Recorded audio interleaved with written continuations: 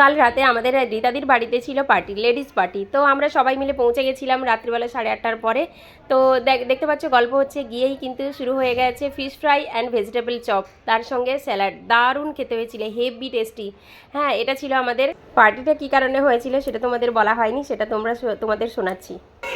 বিয়ের আগে সবাই আইবুড়ো ভাত খায়, তো দিদিকেও আমরা আইবুড়ো ভাত খাইয়েছিলাম। তারপরে দিদি কিন্তু অনেকবার আমাদের পার্টি দিয়েছে, তারপরেও দিদির পার্টি কমতি হলো না, দিদি আবার আজকে পার্টি দিয়েছে আইবুড়ো ভাতের।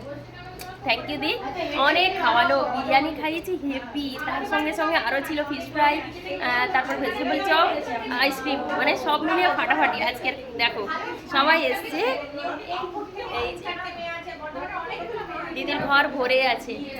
এই হচ্ছে দিদি আমাদের, মানে সব সময় খাওয়া দাওয়া এনজয়ের জন্য খুব খুব এখানে সত্যি খুব ভালো।